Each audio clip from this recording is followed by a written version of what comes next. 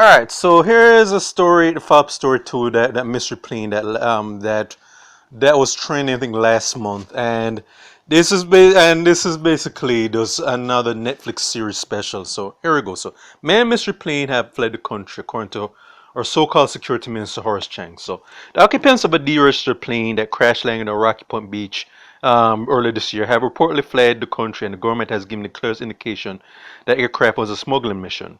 Well, no shit. The plane had intended to make a refueling stop in the southeast Clarendon region, but missed an airstrip, Dr. Horace Chang, the Minister of National Security, has revealed. Chang is also Jamaica's Deputy Prime Minister that disclosed the original destination, but still is not the Vernon Field airstrip 21 kilometers from White Sand Crash Beach side. Quote to quote, while they missed the airstrip, they could have had some connection down there that picked them up and whisked them out the area. Chang said recently Gleaner's editors for them. We're intelligent, but they have fled the country.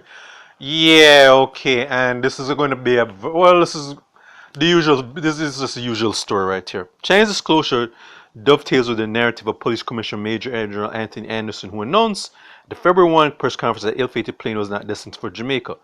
12-seater plane crash landed on the Clarendon Beach on the evening of January 23rd. It has been retrofitted to allow for more cargo space. The owner of the twin-engine aircraft is domiciled in Mexico.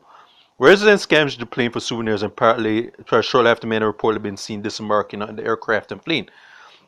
South Clarendon is a hub for the smuggling of illegal contrabands and narcotics. Alright, but China appeared to have particular worry about the drug running network between Mexico and Jamaica. When the Mexican cartel started ships tipping into Jamaica, had to pay special attention to it. Deputy Prime Minister said that the Homeland Administration is committed to make amends to Evidence Act to expedite the destructions of contraband. Because, quote unquote, it's difficult to operate these huge examples, they tend to insist inside the courts.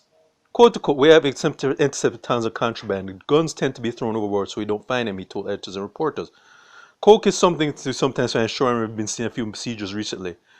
Chang also downplayed the value of establishing a marine police force in Rocky Point, said the move could cause more harm to security force and the damage to criminal network. That is such bullshit. Even anybody who believes that is an idiot. I'm sorry, that was such bullshit. The marine post where the coastal community has been about the Minister Maypen. He's been lobbying for intervention since 2002. But Chang poo-pooed the worth of the investment spent and returns to be hired from the best setting and outpost in vicinity of the Seaside district, and Chang would basically say some more bullshit that is just basically just showing what is real, where his allegiance really is. So that's basically though this Netflix inspired story, which is basically the government's way of saying all right, so we're basically closing the chapter on this story. All right, so we're going to move on. We're giving us permission to move on, and nothing more will be said about these mystery men, who they obviously know more about than they're letting. Well, I basically have to say why this is basically a funny style move for the current government is that they're basically saying we know who these guys are, and we know enough that we know that they escaped, and how and why they were not stopped or detained by the authorities is beyond me. Because things, if you know who who these guys are, how that they got away and so on, there's obviously ways that they could have captured and exposed these guys, but. And it's also the thing is, Politics Watch covered this already. He said that somebody or some people with connections helped these guys to get out, and it's very likely some people in high places were connected with these smugglers, and due to the fact that these smugglers have some or would basically have some information on who their collaborators are within Jamaica, because I'm well sure that these guys have been to Jamaica regularly. Like they know some people in certain places, and also most likely some people within the security forces that they bought off that would have helped guarantee them safe passage and anonymity, that they won't get exposed or detained. Because it's very obvious that there's some people knew there's no way these guys couldn't have gotten off the island unless they bought off some people who gave them safe passage out the island. Because it's not likely that some spaceship from outer space came in and took these guys off the island. It's likely that these guys either got by boat or another plane, and so people within the authorities and most likely in the government knew about it and giving these guys cover.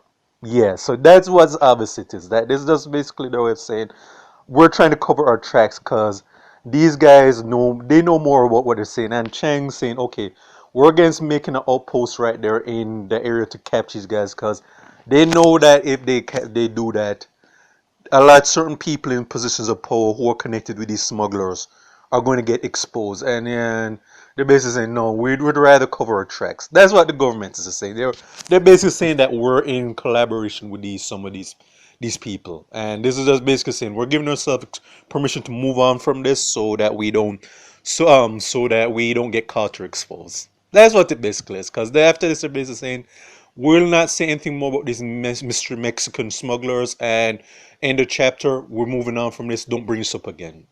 That's basically what it is. Even though this is basically a very funny style, but then again, a lot of situations where whichever government's in power, I don't care, it's the Orange Party or the Green Party or ever. There is a lot of them, a lot of scandals and a lot of very questionable controversies have come up, which a lot of certain people in both parties are embroiled in, and there is nobody's getting punished or going to be exposed, and that's what they're basically saying. Okay, yeah, this makes us look like funny style, but yeah, guess what?